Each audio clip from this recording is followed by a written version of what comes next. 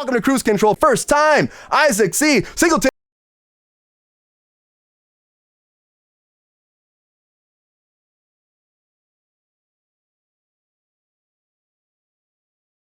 Good to have you here. Welcome to Kruse Control. We're going to have fun time tonight. I'm looking forward to it. Man, I gotta say, like GR was saying it earlier, like looking at your IMDb, the credits and stuff, I mean, it's awesome. You've had so much fun in Hollywood, it looks like, right? So many great opportunities, so many great roles. Like, man, how do you even, like, you go back, right? Like, what was your very first, like, experience on set that made you like, this is it, let's go, let's rock and roll? You know, it happened when I was in college, to be honest with you, because God's the one that told me to do this as a living. I went to college to be a commodities broker. That was my goal, to be a commodities broker since 8th grade. If you asked me what I was going to do, I was going to be a commodities broker. But anyway, my sophomore year of college, I took a theater course. I've been public speaking since I was in 9th grade. And the theater director at my university asked to come in and audition for one of the plays. I got the lead and then played with the theater majors. And while we're doing the play, the theater major's like, man, I was like, you think about doing this for a living? And some things happened that semester with the markets. I started praying to God about it, and God showed me some signs He'd been showing me since I was 4 years old. I was supposed to be an actor. I said, okay, God, I'll listen to you, and that's what I'll do. So I changed my major, moved to Orlando, got my degree in University of Central Florida in communications, and then I started working a year later as an actor, working both at Disney, doing the Indiana Jones stunt show there. I worked at Universal on the Wild West stunt show there, worked in shows on Nickelodeon and all that kind of stuff in Orlando, Swamp Things, Sequest, all these different shows that were there at the time. And then eventually I moved to California. And 8 weeks later, after I got here, my first job was on The X-Files with Kruse Carter, and got to say the catchphrase of David Duchovny, to trust no one, and that's what happened. Yeah. I love that. Were you a big X-Files fan too? That's a very quick, condensed bout. But it was a long road. But yeah, I've been very thankful and very, very blessed to have been able to do the things I've been able to do since I've been here. Oh man, even like the stunt shows too. Are you big into stunts then for a long time? Well, yeah, I was a physical actor. I would just say I was a physical actor because I could do stunts also, because in Florida, they'd hire the major roles out of California and bring them to Florida to shoot the show. So the locals will get the under fives and stuff like that. So I'd get on movies as a stunt man, and I could say a line or something, get punched or knocked over. I've been kicked off a moving train. I've been knocked backwards through a sliding glass door. All kinds of things happened to me back in those days. Plus, I did the live shows there. I did the Indiana Jones show. I was the Giant. I also played Claude Hopper in the Wild West stunt show. And I moved out to California, did it here too. So it was fun. I mean, I remember the Indiana Jones show was intense too, right? It was a great show. A lot of really fun things that happened on that show. A lot of cool people to work with. A few of them moved out to California also, because that was their goal, to move and work out here in Hollywood. So a lot of them moved out here, became stuntmen. I came out here because I knew I was going to be an actor. That's my goal, and I did that. So this is the place. Still doing it. Yeah, really. This is where you got to be if you really want to get in the industry. Yeah, it's like no matter how you shake it, it's like Hollywood's still the hub, even after everything that's been going down. How like the jobs are going away, it's still the hub. It's still I mean, no matter whether you're shooting in Atlanta or in Canada, London, it all starts here. All the ideas are here. The shows get relit here, and then they shoot them off in other places. But this is where you got to be. I feel like you got to be. A lot of people move to Atlanta. I'm like, why are you moving to Atlanta? The show is still coming out of here. So This is the hub, and it's like I couldn't leave. I get it though. People like I've had a lot of friends go to Atlanta. I've had friends that are just trying to go overseas as well. So, I mean, I don't know. I would rather be here though. Yeah, well, I know that some of the people have left to go to Atlanta and other different cities, and they're still not. It seems like they're leaving Atlanta now.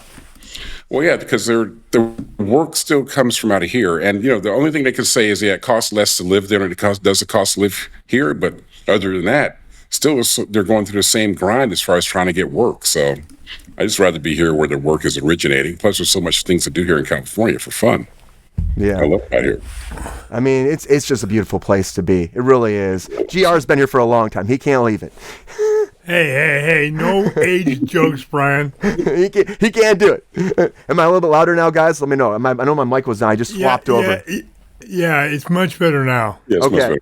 Okay. I swapped over. People were saying there's cackling, so I'd like swap off my app, and I came back in. So, but I love it. I mean, do you love the show White Lotus? I don't know if I have to ask you that. Do you like White Lotus?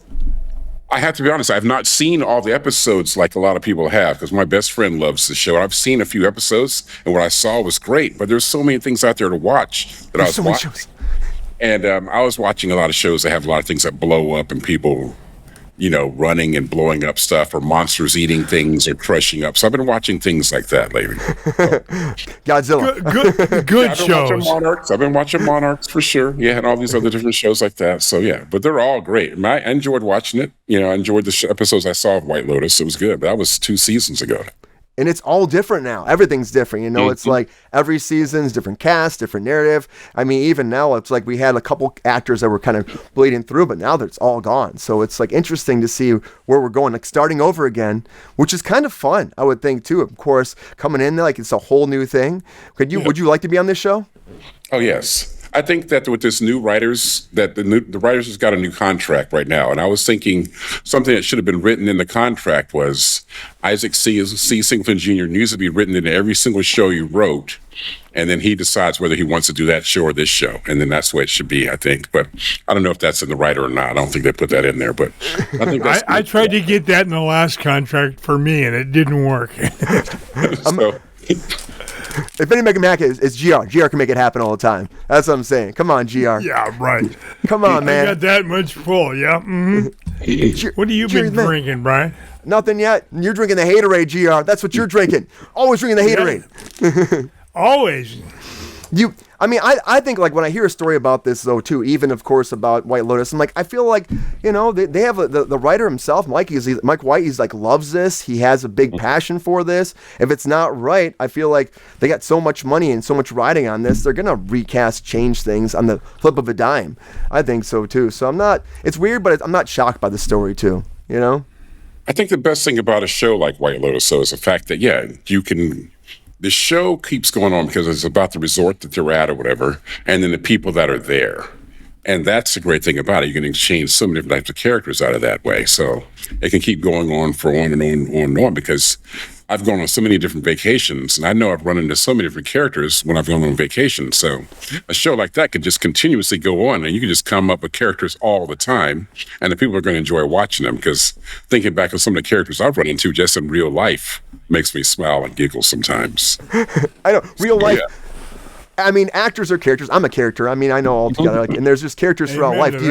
Yeah, okay, GR. Do you like study people sometimes? Because I do that sometimes too, like watching people, right?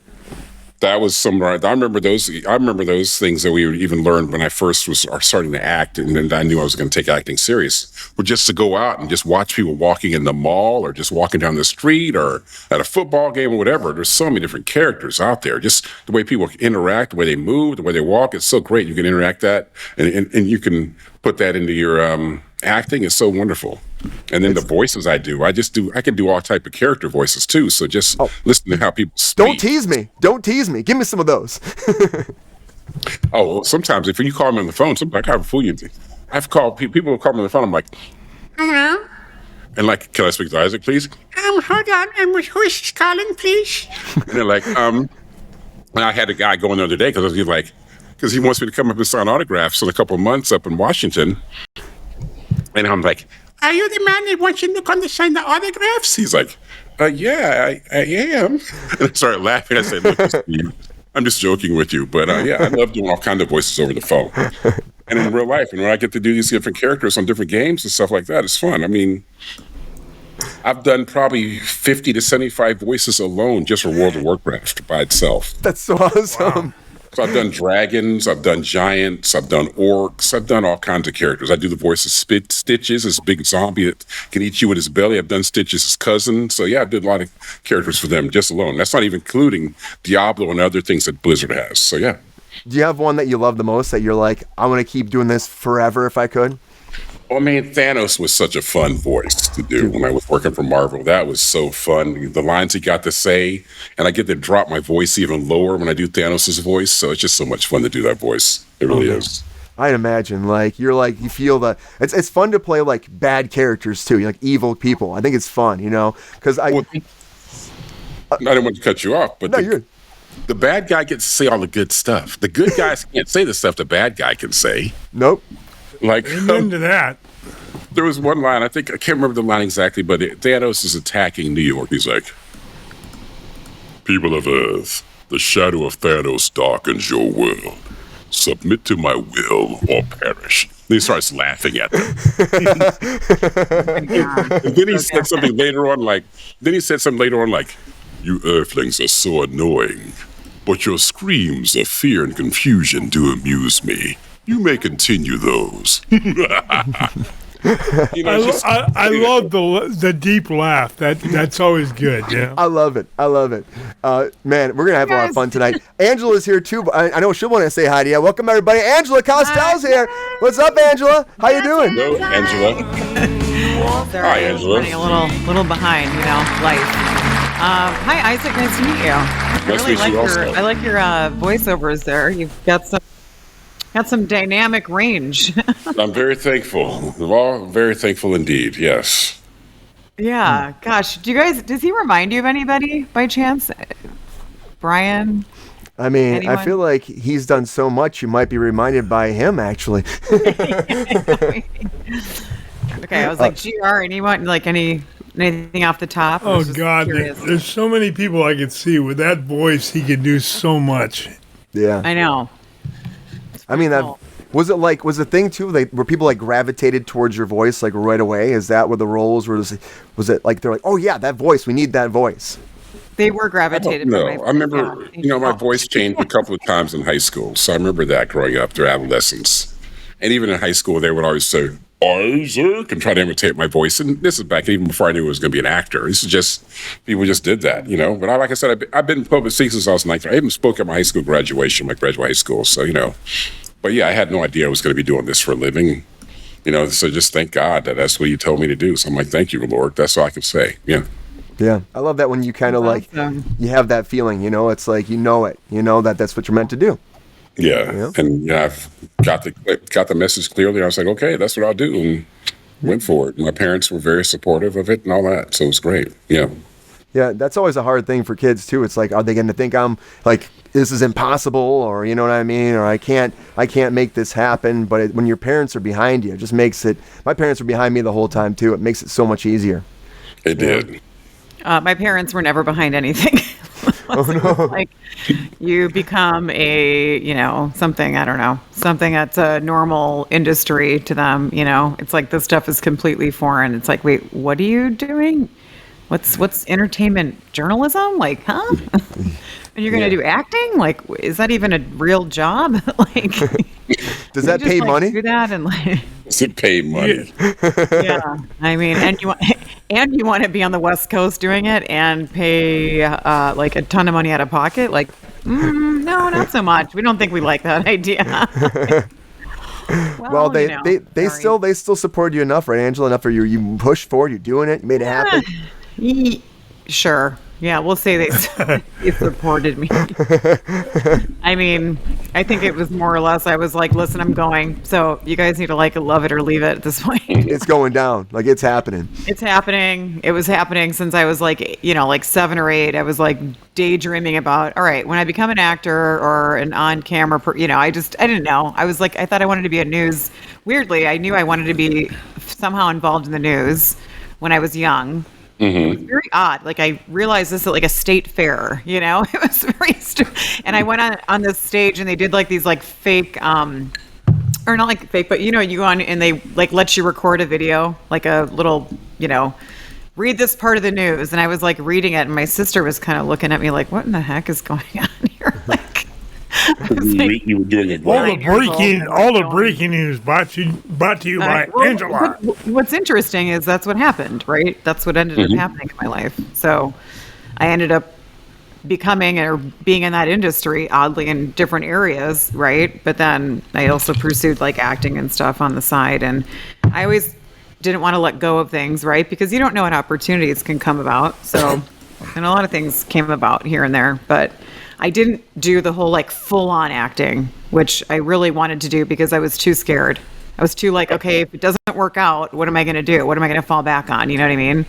So I stayed news and I stayed sort of like TV. It's all like, it all kind of falls together, right? Like you can, you can sort of, I mean, it's not the same thing, but they're in the same, they operate in the same sphere.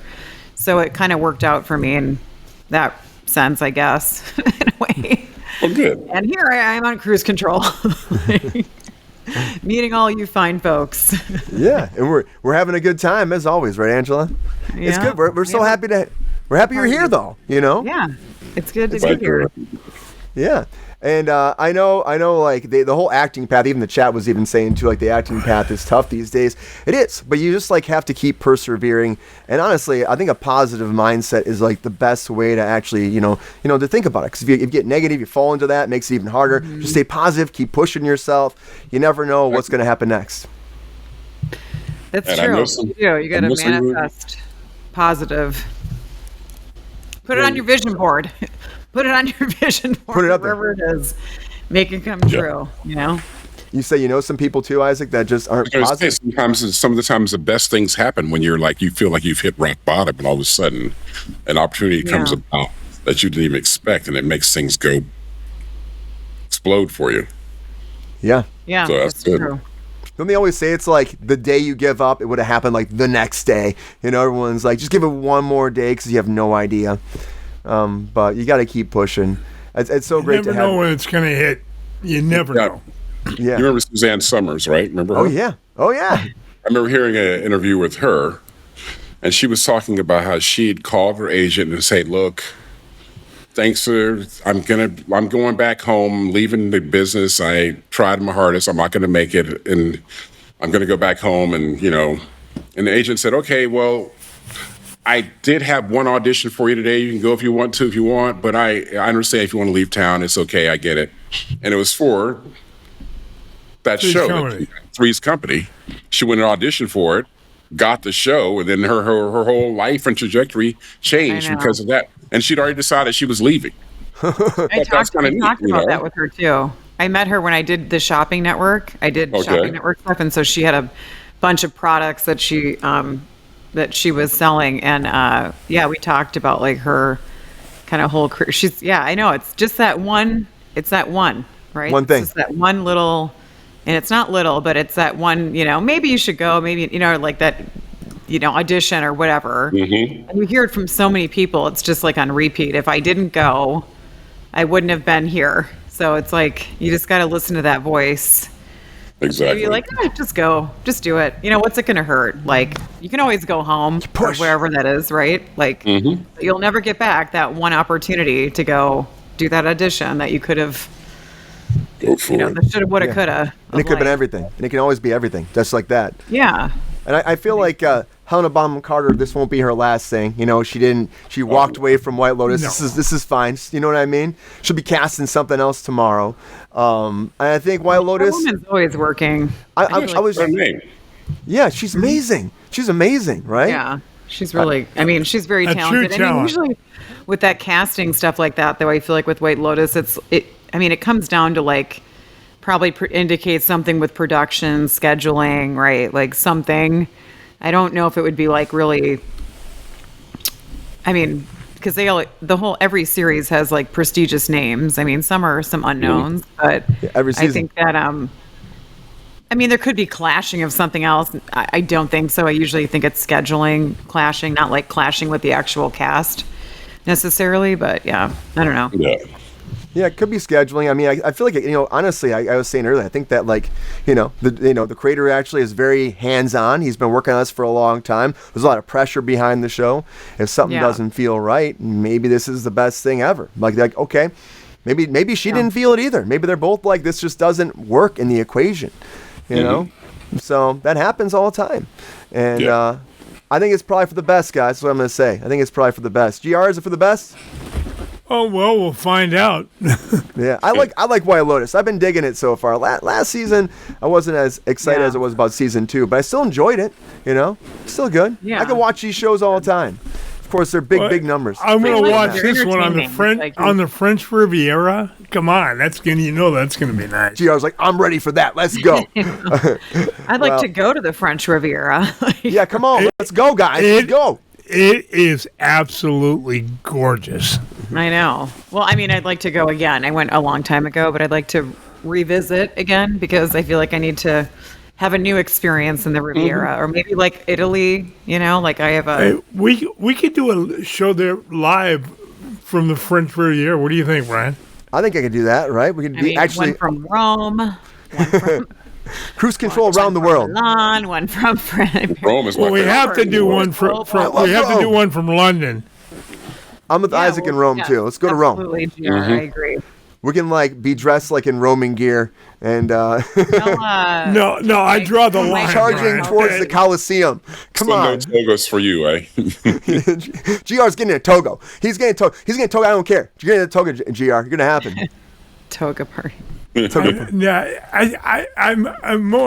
I'm more the suit guy than the toga guy, Brian. Sorry. Peppy, we need to talk, dude. Yeah, GR. I know I give you a hard time, but it's for the good of the show. Yeah, you do, but I want to talk to you about something really important. Spit it out We need to get the word out to people to like and subscribe to Kruse Control. and join our Patreon. Yeah, you see how we working together now? That's some teamwork shit. Teamwork makes the dream work. I'll team up with you on this, but our feud is far from over. Okay, whatever. We'll see how long this lasts. Nothing lasts forever, like my snickety snacks, which you told me you were going to buy, but I don't see a bag of snickety snacks over there on the table. Where they at? Where they at? Peppy, let's get back on track. The show. You are 100% right. So, everyone out there, Please like and subscribe. and if you have a little extra cheddar, please make a donation so that Pep Star can fill up his snack cabinet and get some Crocs too. I gotta keep my paws from burning up on that hot ass pavement. GR, don't ruin this moment. Please like and subscribe. It helps us with the algorithm, and it costs you nothing. Thanks for watching the show. Thank you. Cruise Control Show.